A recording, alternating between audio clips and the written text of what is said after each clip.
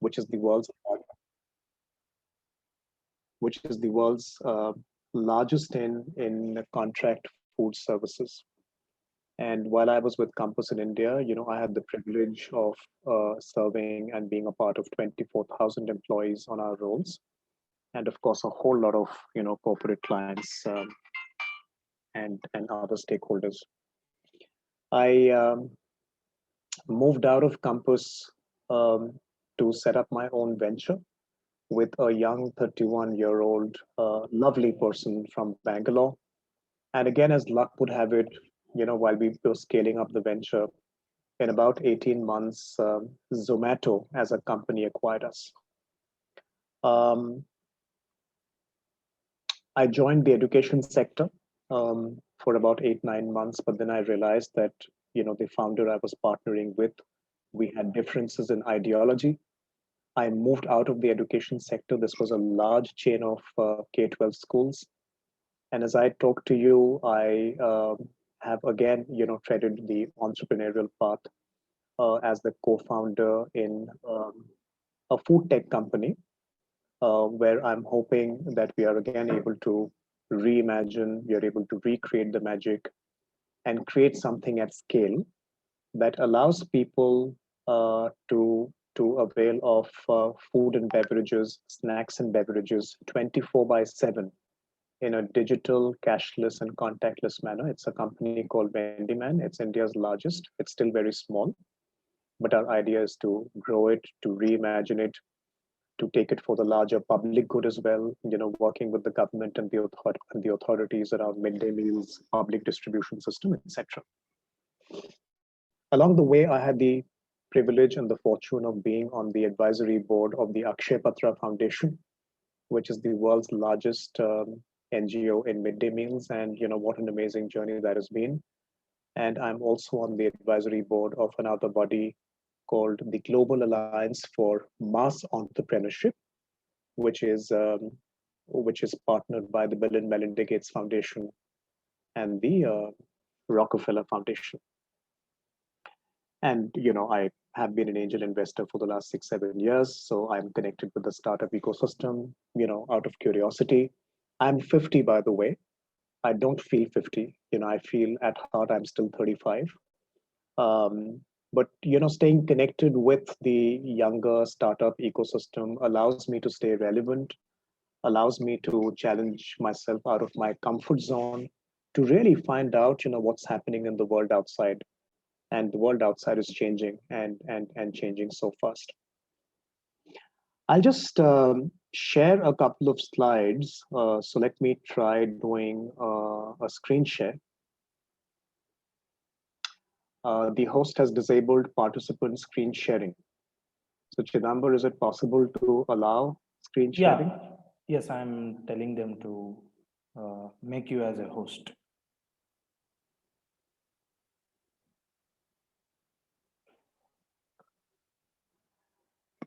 So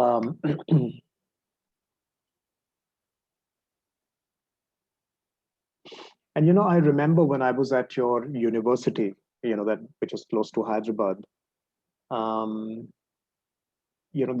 grand hall, which is there in the university, right at the center, and that was kind of getting refurbished, with state-of-the-art broadcasting systems, television, LCD, etc. And I was quite impressed with the advantages, the new age thinking, that is getting imbibed in this brilliant campus that you have. Right. Shall I try again? Yes, sir. I think you are a host now. Awesome. Yeah. I don't know if my screen is visible. Is it? Not it, sir. Not yet. Let me try doing it again. Screen share. Is it visible now?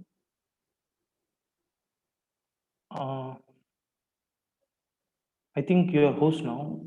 Yes, I'm the host now. Is it visible? No? Not it. All right, let me try one more time. Yeah,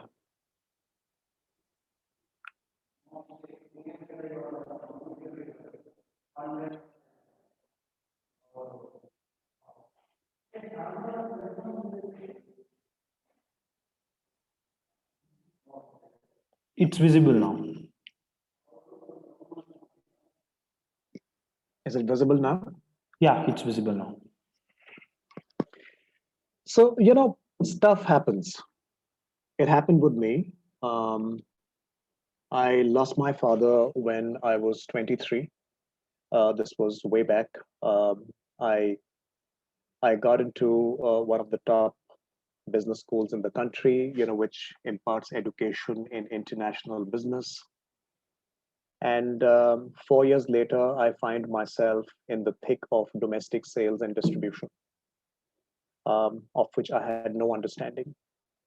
Um, I was working with VIP luggage, and having worked with VIP luggage a few years later, I found myself with Thomas Cook, which is a travel company. 3.5 years in the country, somebody said, "Hey, Sandeep, why don't you go to Sri Lanka and take charge of our Sri Lankan operations?" Off I went to Sri Lanka. 2 years back, somebody reached out to me, a search consultant from Conferry, and said, "Hey, would you like to join Accor, as their managing director?" Happened. Um, with Accor, I was supposed to be in London and in France. Um, a year and a quarter down the line, they said, "Hey, we like you. Would you like to get back to India and handle our Indian operations because we have big ambitions for what we plan to do in India." Life moved on. 5.5 years with Accor, change happened yet again, and Compass Group happened again through a search consultant. I had no idea about food and beverages. Even today, I can't cook to save my life. But one of the most amazing experiences, that I had working with Accor and at Compass, and what a transformation story, that had been. Um, 5.5 years into Compass, I said, what am I really doing? And am I really able to effect the change at the manner and the pace that I want? So I want to do things faster. I want to do things at scale. And I decided to leave a very structured, stable assignment and teamed up with a 31-year-old techie from Bangalore, and lent my weight behind a company as a shadow co-founder. 18 months later, we were running out of cash. We were raising funds. We were out in the market. And guess what happens? Zomato comes and acquires us. Absolutely amazing. Something that we had never planned and anticipated. Education sector, I always had a fancy for education. Joined a very, very reputed and established group wanting to really build education, for the masses over 5, 6, 7, 10 years. And 8 months, 9 months later, I realized I was in the wrong place with the wrong founder, and I decided to move on. And then, what I'm doing right now. So I have seen that, at least in my life, going with the flow has made me embrace more opportunities. Then really kind of working to a very sharply well-defined plan that I see some people working towards, saying, I've got to be such and such by the time I'm 30, I've got to be such and such by the time I'm 40. In my case, things just happened. I just embraced opportunities that came my way, trusted people who reached out to me saying, Sandeep, we believe in you, and why don't we associate together? Gave it the best that I can, and a few outcomes associated with that, whether it's in terms of a designation, whether it's in terms of success, whether it's in terms of monetary rewards, etc. It happened along the way. I think two of my stints that really stood out are the stints I had at Accor and Compass, and within that, I want to touch a little bit about what we did at Compass, because I think it really shaped me, and probably a couple of interesting anecdotes that I can share with you. Compass is an organization which is really a large organization. It's the world's fifth largest employer with more than 500,000 employees on its rolls. $35 billion in turnover, in a presence with a presence across 50 countries. And when I joined Compass, Compass was at the brink of exiting India uh, for the second time. So the first time they were in India was in the early 2000s. It was a failed venture, a joint venture. They left the country, came back again in 2008, was kind of, you know, figuring out how to get their hands around the pie. 4 years had gone by. By 2012, the question in their mind was, have we made a mistake yet again? And should we exit? Because India is a interesting country for a lot of multinationals, but it's only when they come into the country to operate, they understand the challenges, specific to the Indian market. Low ticket size, low awareness on health and safety, low compliance, low governance, high attrition of frontline talent. So therefore, how do you build scalable businesses there? And the global CEO at that time, Richard Cousins, said no. It was my decision to get into India. So let me give it one more shot. And that's how I got hired. One of the first things I realized, when I joined Compass as an organization, and we were very large globally in institutional food, so catering. What is traditionally known as catering, which is a highly local company dominated, highly fragmented market. And the other business was into facilities management. Again, a highly local company dominated, fragmented market, very, very manpower intensive. So when I joined the organization, the first thing that people told me that, Sandeep, we don't have much respect in doing what we are doing, because at the end of the day, we are a caterer. At the end of the day, we are just a facility management company, kind of cleaning up, establishments and workplaces.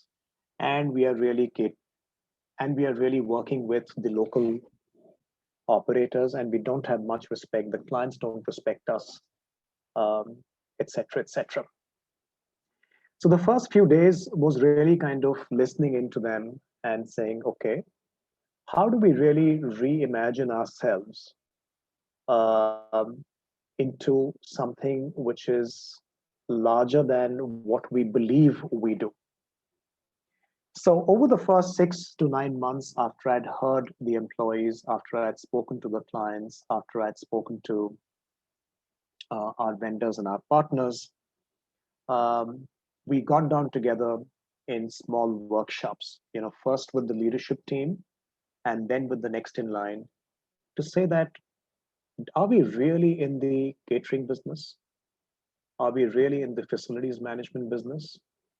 Or are we in the business of doing something larger, something more meaningful? And through the course of that conversation, what came out very clearly is that we are in the business of making workplaces come alive every day. So when do workplaces come alive? And workplaces are not just corporates. Workplaces could mean educational institutions. Workplaces could mean hospitals and healthcare. It could be elder care. It could be manufacturing. So many workplaces opened up. And when we came back and said that our real purpose, the reason why we wake up every morning, is not just to go and clean a facility with a jhadu or to cook a meal in a bartan, but it is really to make workplaces come alive. When do you come alive? You come alive when your sensory perceptions come alive. Your sensory perceptions of taste, of touch, of sight, of smell, and through the wonderful food that we served and through the wonderful facilities, gardening, landscaping, air conditioning that we maintained, we were actually in the business of making workplaces come alive every day, for the employees and for the constituents. So that kind of rung a bell with the front line, right? And saying, Sandeep, you're right. Why were we actually thinking in a narrow mind, saying we are only in the business of, safai with a jhadu, or only in the business of, manufacturing food with a bartan? We are actually in the business of making workplaces come alive. And with that larger purpose that we co-created, I think the whole energy in the organization began to change, because they were no longer seeing themselves as people at the end of the value chain. They were no longer seeing themselves as people who were treated as doormats, by clients and other stakeholders saying, hey, aap to khali safai karte ho. Hey, aap to khali khana banate ho. So the pride in the organization, it took us a few more months, came up a few notches. Obviously, we had to work on our food programs. We had to work on our offerings. Again, when I joined, people said that, Sandeep, we compete with the caterers, the local caterers.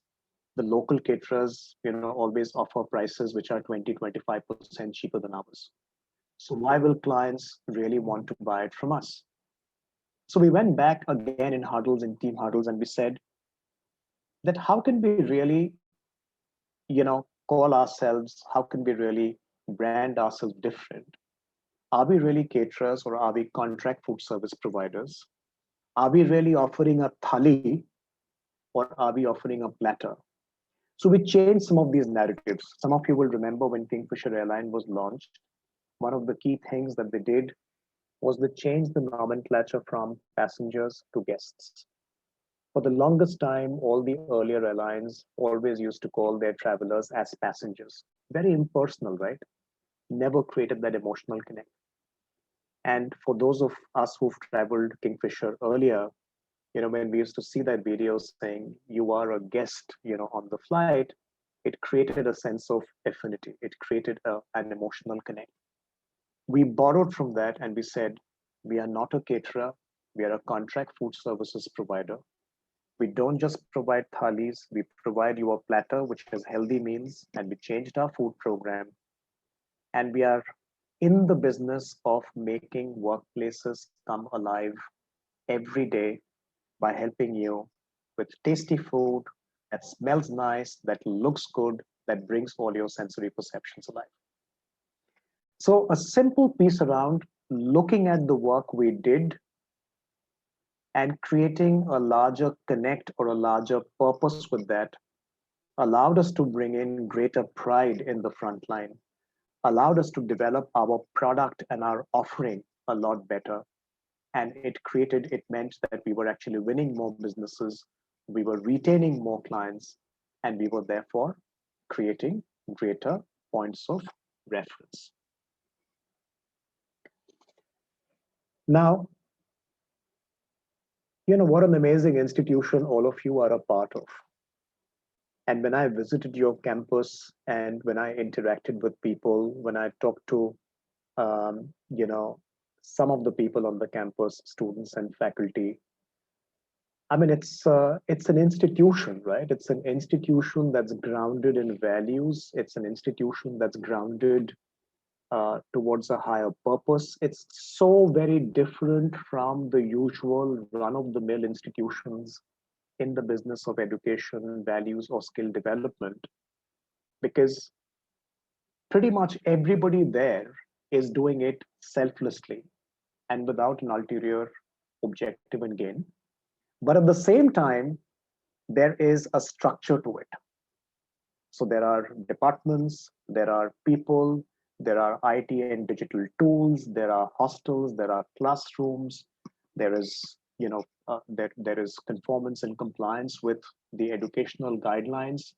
So it's not just about the higher purpose and how you do it differently and how you elevate that to the next plane, but there is a template, that's playing out that makes it enduring, that makes it sticky, that makes it self-sustaining. And I discovered a template like that, especially at Campus and at Accor. What I call as a plan on a page. So friends, I'm unfortunately not able to see you because I'm on the screen. I hope my screen is still visible and that I'm audible to all of you. Chidambar, I hope it's still visible and I'm audible to all of you. Yes, it's Because, audible and it's visible, sir. thank you. So first and foremost, as I said, was to really align. And before I get into this, I'm also conscious of, the speakers who've come before me. And I asked Chidambar and, he shared it with me. And what a brilliant lineup of speakers you've had.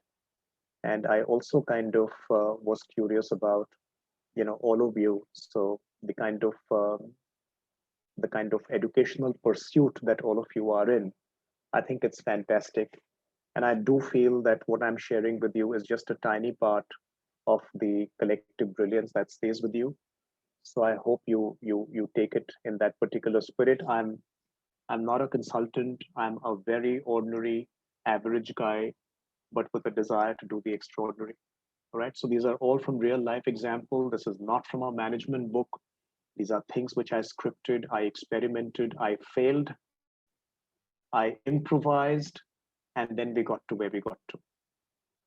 So I figured out in my assignments with two of these large organizations, Accord and Compass, that having a purpose in whatever that we are doing really kind of galvanizes the team together. All right. So even a simple, mundane, menial, everyday job can become highly empowering, highly motivating when we are able to connect to a larger purpose. Like I said, the larger purpose at Compass that we created was making workplaces come alive every day. Now, I'm not sure about the exact details of the larger purpose, but this tagline that I saw at your university, which is love all and serve all. And I was thinking when I was driving back from your campus to the airport, I said that, look, could there be certain other additions to it? But I figured that, look, this is so simple, it's so easy to register that you just create a sense of affection for people and you dedicate yourself and you commit to serve them. And I guess a lot of things follow from there. I'm not sure if I can call it a purpose, but I find that a very, very empowering, a highly simplified statement, not simplified, a highly simple statement that's easy to register, but very deep in meaning. Love all, serve all, as we were talking about the purpose here at Compass. So creating the purpose right at the beginning, the why are we here, was very, very liberating and affirmative. The second was to create a vision, with the team of what do we want to do, right? The third was to come back and say, create a mission saying, how will we do it, right? And then to create, three, four, five strategic pillars and say, okay, what are the two, three, four strategic things that we need to do to make sure that we are able to align to our mission, we are able to therefore actualize our vision and live the larger purpose that we have. But below that, it was also important to create these four blocks, which I call as structure. So having the right organization structure, having the right people, having simple but basic processes and tools, and more importantly, having the right light touch governance to make sure that what we are doing is sustainable. It's within the ambit of law, it's within the ambit of our charter, and it is sustainable. And finally, underpinned by our values, behaviors, and actions that determine the culture.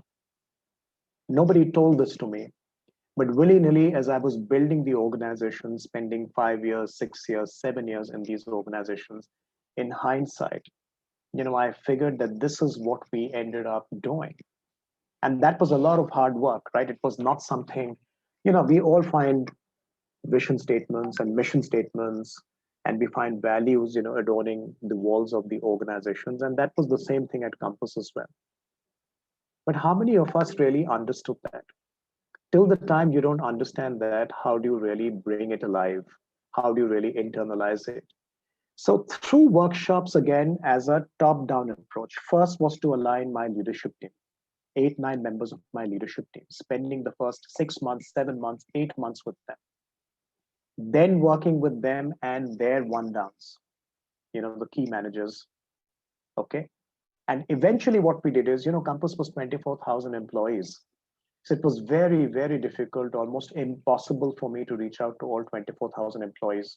So what I did, I said, who are the employees? Who are the top 60 employees in the organization, top 70 employees in the organization, who have a span of influence on the remaining employees.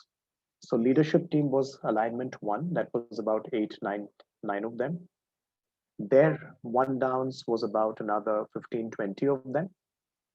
And then we identified about 40 of our top unit managers of the biggest units. So we had about 350, 400 client sites that we used to call units. We identified 40 of our biggest unit managers. And they're really at the front line. They really understand what's happening on ground. We included them in.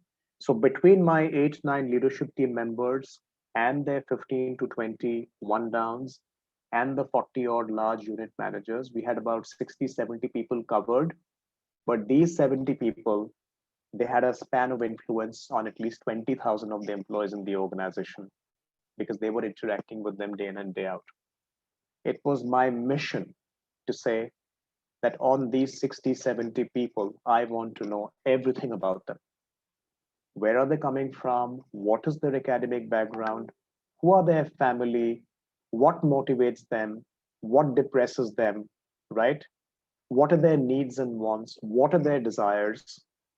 And over, I would think about 15 to 18 months, my friends, we worked relentlessly as a team. I told first with my leadership team, then with the key managers, and then after them.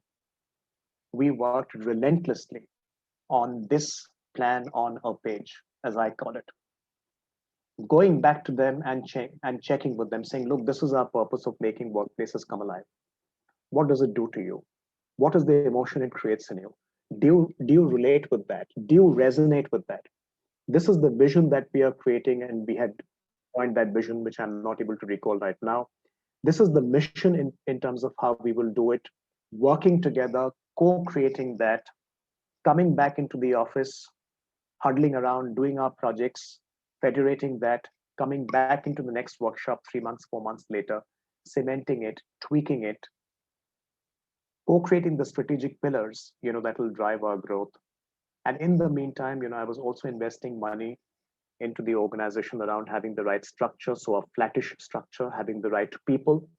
So, when we generally we hire people with the right skill and the right will, simple processes and tools to make it sustainable, and a light touch governance. So every time we said that, look, we say what we can do and we do what we say.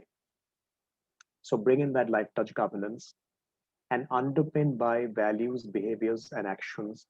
And I will come back to a slide on this to form the culture. So all of these are fine, but at the end of the day, in my mind, what was going on is 24,000 employees. We are growing at 23, 24% every year. We are serving 100 million meals. We are serving 160 million square feet of real estate space in a country like India.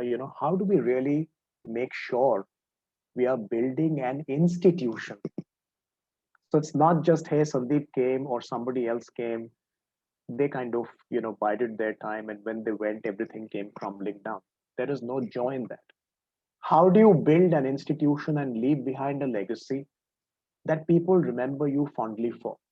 That the guy came, he worked with the right intent, okay? He did the right things and he gave it the best he can. He or she came with the right intent, did the right things, and gave it the best he or she can.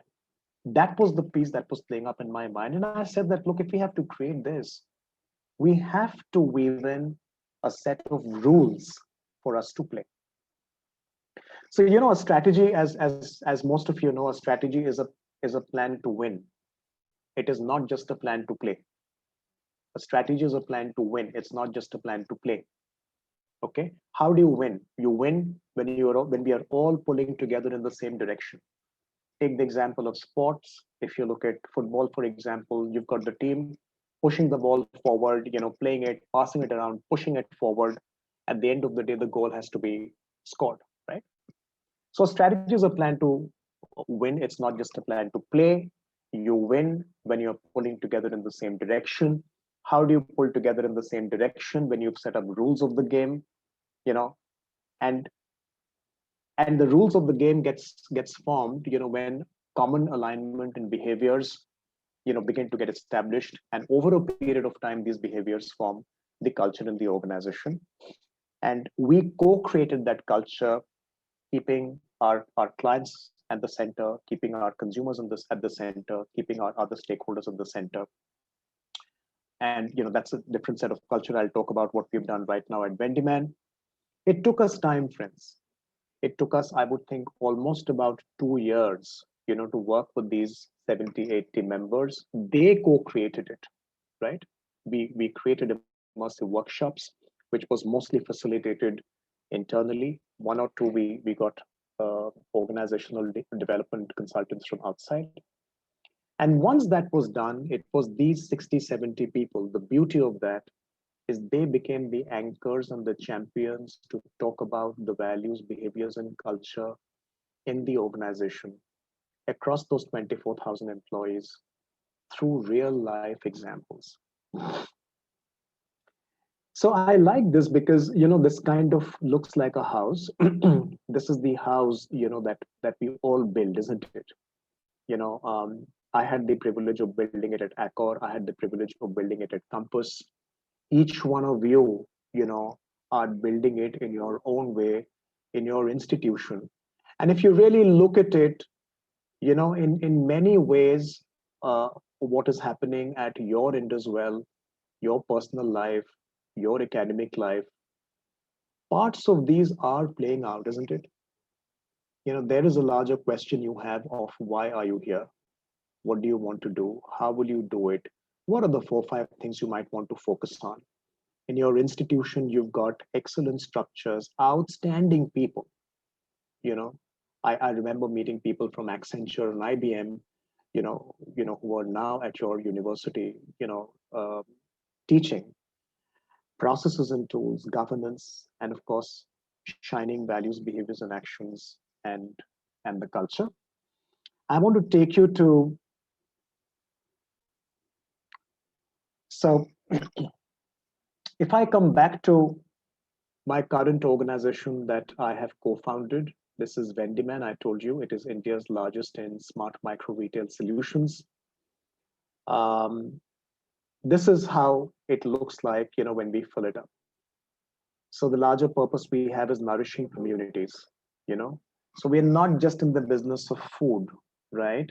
We said that how can we nourish communities? And there's so many layers to it. Communities could be communities in homes, in residential, communities could be at universities, communities could be at manufacturing, supply chain, and logistics, communities could be at corporates, communities could be, with the government, municipal corporations, where we are serving communities. And what are we doing through our food and beverage solutions? Going forward with healthcare solutions, we are in the business of nourishing them easier, smarter, safer. It was very easy for us to go back and say, hey, we actually provide snacks and beverages or food and beverages. So from there, the vision came up, which was a little more specific. What do we want to do? So we want to be the foremost in smart micro retail solution in F&B and other categories. And then came in the mission on how we do that by making everyday convenience available, staying consumer centric, data led, and values based in everything we do. So the purpose got coined, the vision got coined. This is an example. The mission got coined. This is an example of the 5 strategic levers in my company that we have crafted now. So we will stay sector focused. So an offering for each sector, because we understand the needs of each sector are different, and therefore we go deep into that sector. Food and beverage will always be at the core. We will bring in a curated range and private labels to have better control on quality. We will always stay asset light and digital, and we will do a disciplined and a calibrated expansion into allied categories like medical, healthcare, wellness, pharmaceutical, etc., etc. And as we talk, we've created the structure, process, tools, people, governance, and I'll just come back to the values, behaviors, and actions. But this is how, once we are able to place it together, as we were able to do as a team at Accor, Compass, and now at Vendyman, what it does is it has a riveting effect, on the people, because people want clarity. People seek clarity, right? Why am I here? What will I Where do I want to go? How do I get there? I will show you a sample of, I hope you can see it, right? Chidambar, Yes, can you see it as well? yes, yes, we can see it. So just so that you have a little glimpse of the values we have crafted here at Bendyman, there are three values we have created for ourselves, co-created. One is ownership, the other is collaboration, and the third is entrepreneurial spirit. And this is relevant for the space that we are in. And then we said, what does ownership mean? Because a lot of people define ownership in different ways. How do we come to a common set of understanding so everybody is kind of measuring themselves around these behaviors, and we define them. We said the buck stops at you. Walk the talk. No follow-ups. Outcomes and results focused. Get things done, but ask for help if needed. Collaboration, we said, work in teams, not in silos. Have direct conversations where they matter. Share and communicate. Build your next in line. Question, absolutely, but align and act. Under entrepreneurial spirit, we said state problems but find solutions. Drive frugality and continuous improvements. Have a growth mindset. Leverage your networks. Bring your passion and conviction alive. And then we kind of detail a little bit more below. But I guess the point I'm making is that all of this comes from deep engagement. You just can't come in and say, hey, I want to bring in a value of trust and respect and quality. How do you make it contextual? How do you make it relevant? And how do you get the larger team to come together in co-creating it? As a leader, we nudge them, we push them a little bit, we engage them, we understand where they're coming in from. But eventually, when we do this together over a period of weeks and months, people begin to align themselves to the rules of the game. So today, when we have conversation and there are problems and challenges, I was just on a long call this morning. We had some client issues coming up, some digital and tech issues. We are able to actually have hard conversations, respectful but hard conversations, saying, so why haven't we been able to get a particular thing done? Why is this issue still continuing for 2 days? What have you done? Have you asked for help? We are able to have those direct conversations that allow people to bring in transparency and and efficiency in the system. So I go back therefore to this particular slide. When you're building an organization, in my mind, what has held me in good stead is start with the purpose, but anchor yourself around the values. To me, the roof and the foundation are very, very important. You need to have the doors, you need to have the windows, you need to have, the lentils, etc. But being a purpose-led, values-driven organization, Vendyman is a small organization. It's really a small organization. Campus and had 24,000 people. Here we are only 50 of us. All right. But to me, the fire, the passion with which we are working, on this particular dream is no lesser from the passion that we were working with in being part of the world's largest $35 billion organization that Compass was. And the only reason, friend, that we were able to do it, the only reason I'm able to do it, and I'm 50, right, is because I know that we are building a purpose-led, values-driven organization, which is not just into a very tactical product and service offering for commercial reasons. We want to touch lives. We want to nourish communities. We want to do that easier, smarter, and safer. But we want to stay true to our values, behaviors, and actions that we have promised to our clients and to our consumers. Well, this is my last slide. Failures happen, and success is measured in hindsight. I have failed, and I can count examples and insights to you. You know, I failed in Accor. This was in 2012-13. The digital transition was happening very, very fast. The Reserve Bank of India, had mandated a digital transition. I didn't see it coming fast enough. Okay, as the managing director and CEO, I think I should have worked faster. I should have sensed the urgency. I failed. Okay. Success is measured in hindsight. When we were building the organization, we were so much into it, every day, the highs and the lows. It's only after 3 years, 4 years, 5 years, when you look back and you look at smiling faces, you look at the retention rate of your employees, you see some of the employees who have moved out of your company but doing so well outside. They call you, they stay in touch, and they say, "Hey, boss, hey, Sandeep, we learned such a lot, in the organization." That is measured in hindsight. So failures are important. It's important to acknowledge them. I have had my share of failures. In the organization I was so proud to build. I think in my desire to build and grow the organization really fast and to really be in the top five, top six globally, I think I kind of pushed the organization at times too hard, right? I didn't see signs of overheating in the organization, right? I really pushed the levers very, very hard. And I think I could have done that differently, uh, realizing that at the end of the day, if we are doing the right things with the right intentions and giving it the best we can, whether it happens in 3 years, it might happen in 3.5 years or 4 years, we will get there. How can I really maintain the temperature in the meter and not allow that to overheat? I think I failed on that front in Compass.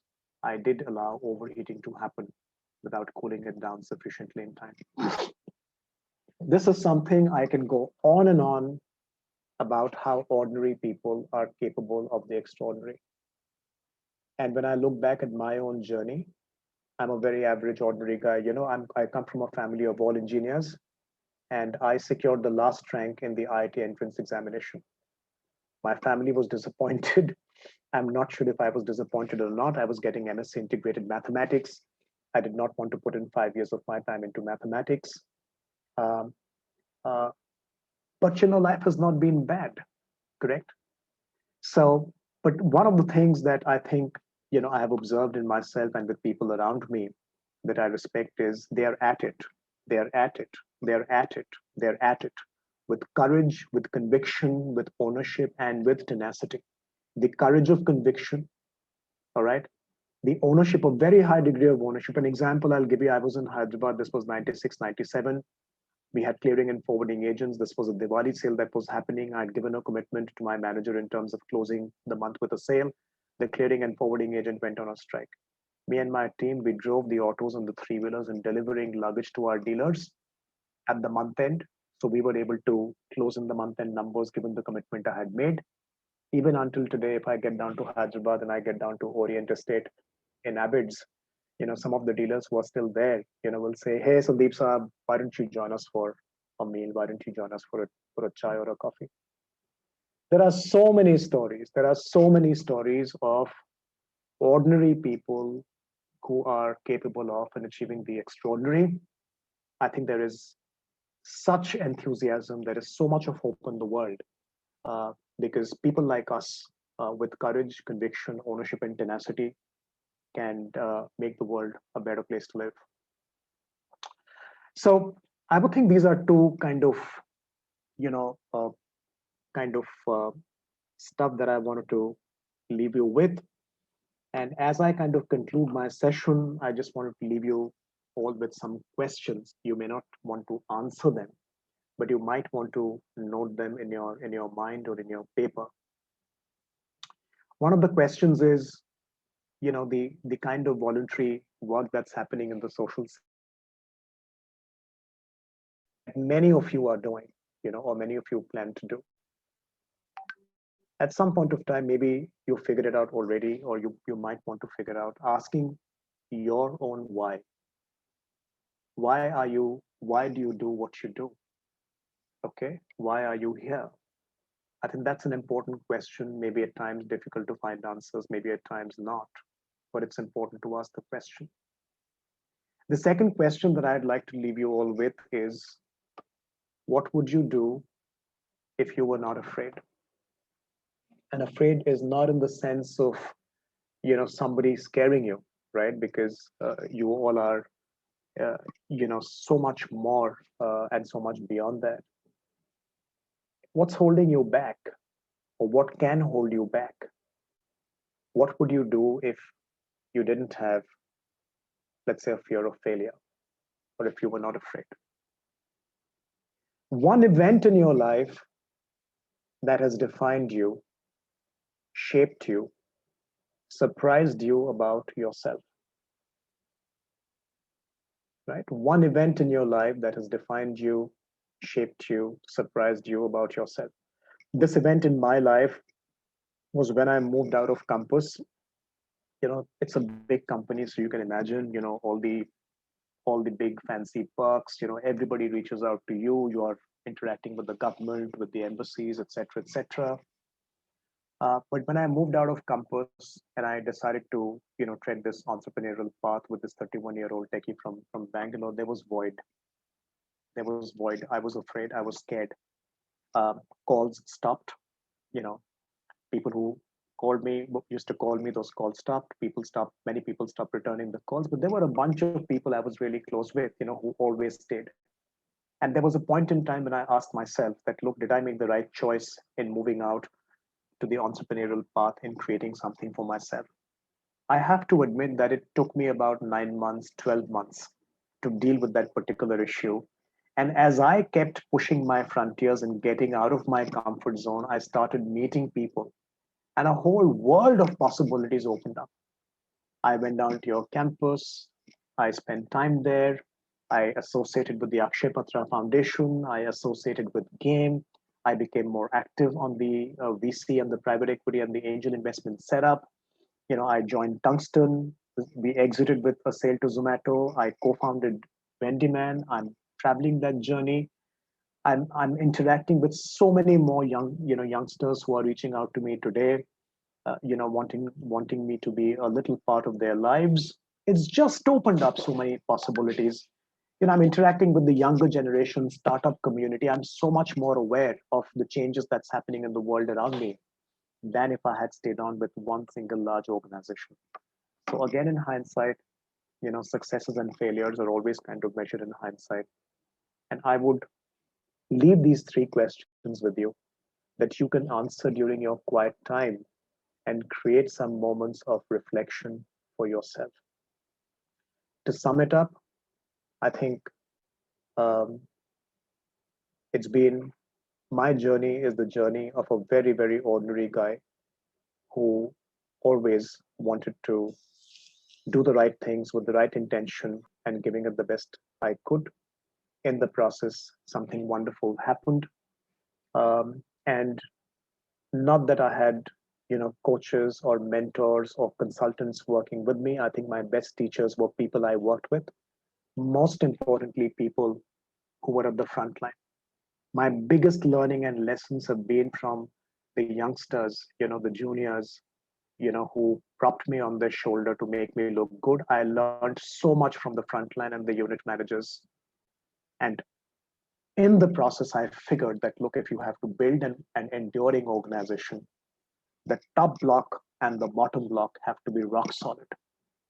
Co-create a purpose that always connects with a larger cause, and make sure that you've also co-created a bedrock of values, behaviors, and actions, which is understandable in your everyday actions and is not just adorning as posters on the wall. If these two things are well understood, the rest of the building blocks have to be put, but they come together a lot easier. And irrespective of whether you are in the corporate sector, you are in the social sector, there is a good chance that we are able to build sustaining, enduring organizations where we are remembered for much after we are gone.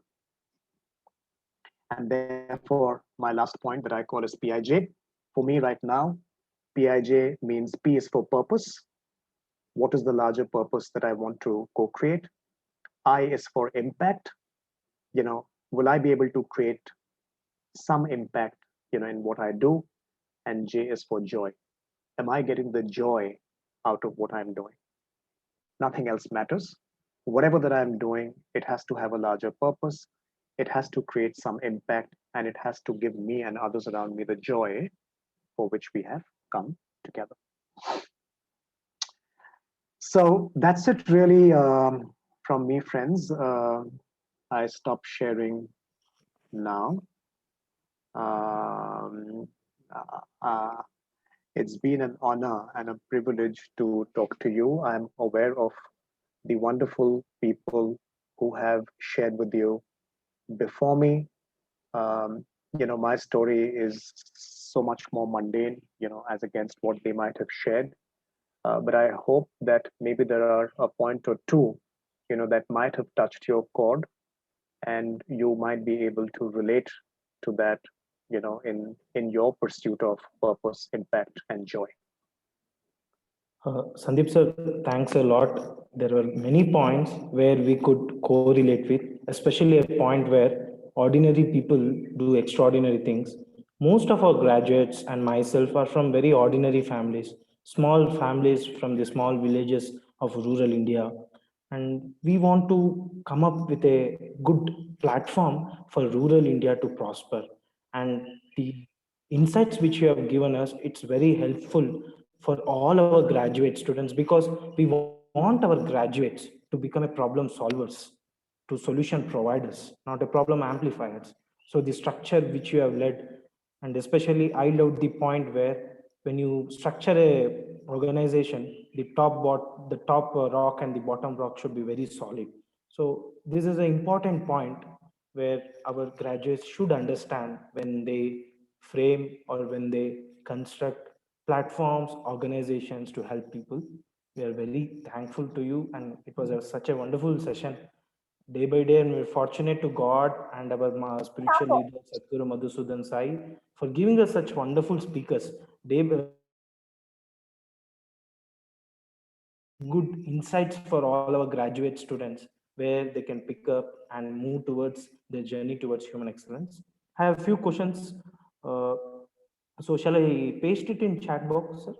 No, you can paste it, whatever works for you. I'll ask, sir. So the first question is, sir, you have been working in various capacities. How could you judge or take decisions in various I think what has worked well for me is, before you take the decisions, you have to have some context. The context could be either in terms of some data, some information, or it could be, in terms of the stakeholder, right? So have some data, have some background information, interact with the stakeholders, who will be impacted, include them in, right? But at the end of the day, don't delay on the decision making process, right?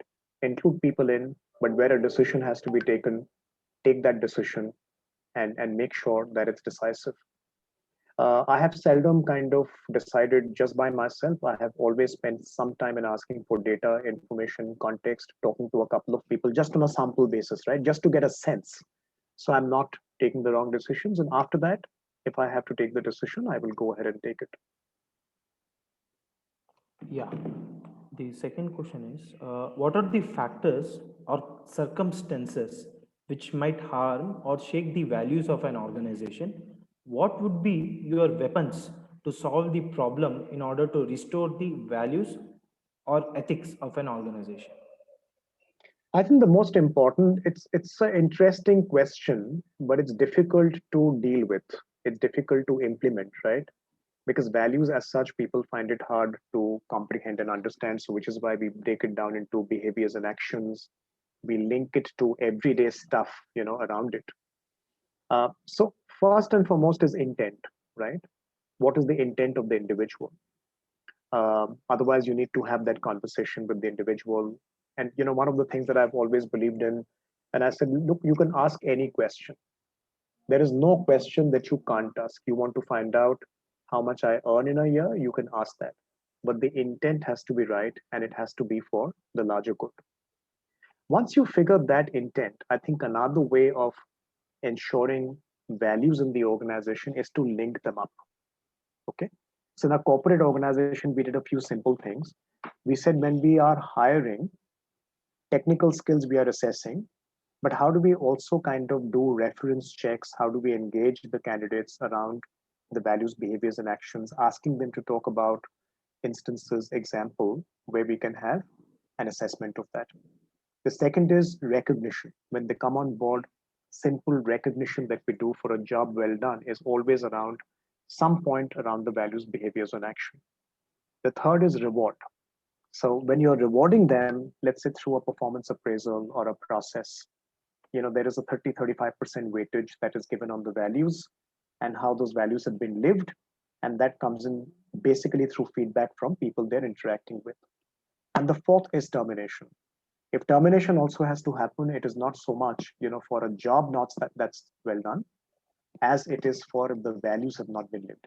So once you have checked the intent of the individual and you have integrated or linked the values to your hiring, recognition, reward, and exit, over a period of time, people begin to understand it and they know that this is not lip service. Here is a person who will see it through till it becomes the culture of the organization. Yeah. The third question is, how do you manage crisis management, which is unpredictable in organizations or in communities? Couple of quick things. One is crisis happen, and you can't, and they come in without notice. You can't prevent always a crisis from happening, but you can decide how you want to act on it. Uh, we faced real issues, at campus, and it's a business of food. So food poisoning, could be a big crisis for an organization like campus. What we did is, you know, we identified just 3-4 simple areas of what constitutes a crisis, and the other is we created a crisis management team, what we call as a CMT. We created a crisis management team.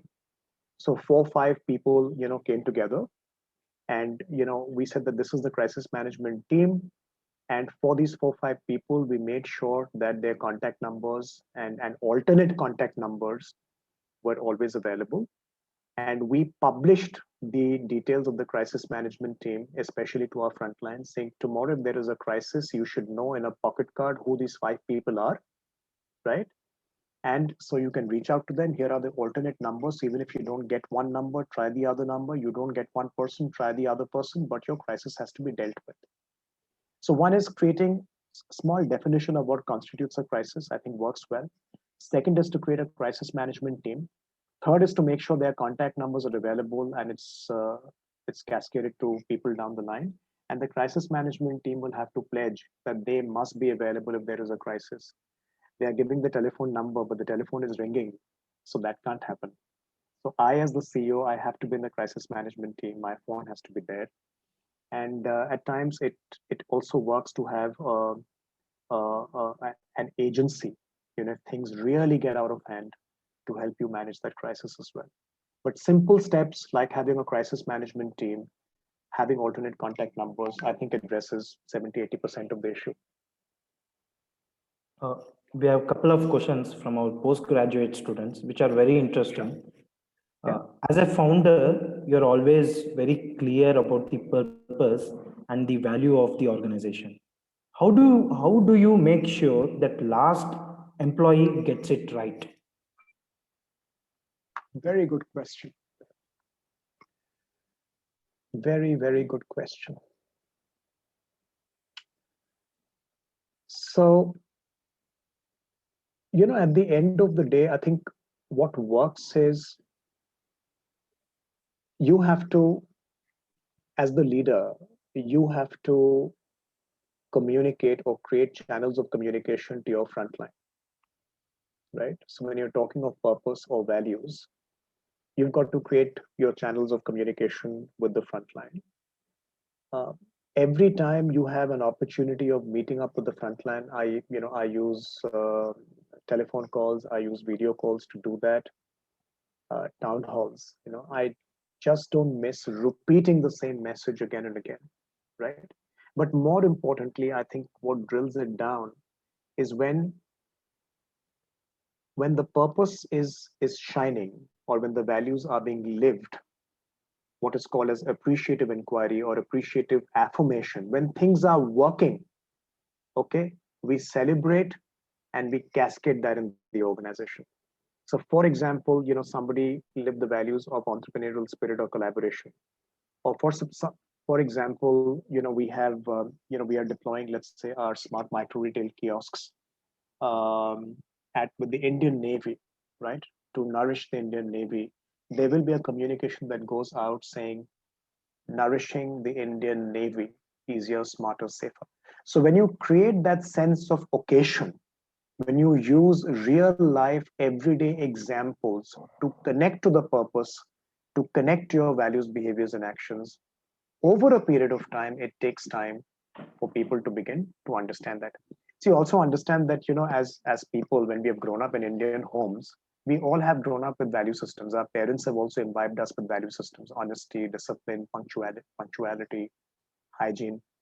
It's not that we are not aware of it, just that in the corporate context, people just kind of create glossy posters. They don't go deep. If you don't go deep, it doesn't sustain.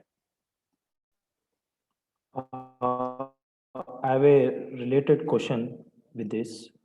How do you make sure that if employees' purpose matches the organization's purpose and values? What are the metrics you use in your organization to make this match happen?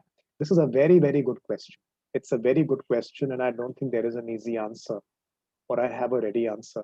So, one of the things that I have done is, when we were creating these purpose workshops now, or the values workshop, we actually encourage the employees to write down their own purpose and their own values that they feel they have or they have grown up with, right? So if I were to ask you, and which is why some of the questions that I raised on the last slide, it's really on your why, which is your purpose, right? And we all have our own personal values. When you plot them, and then we plot the organizational purpose and values, okay, the conversation that we have is that where is a disconnect? Is there a disconnect? Where is a disconnect, right? Where do you find that the purpose of the organization or the values of the organization is not gelling with you? Usually we find out that it is in the articulation, that they are actually meaning broadly the same thing, but they are articulating it differently. Okay, because an organization also will not have values, behaviors, and actions, of dishonesty, of corruption, etc. So somewhere or the other the linkage happens. It may not happen word to word, but I think it's a very good question, because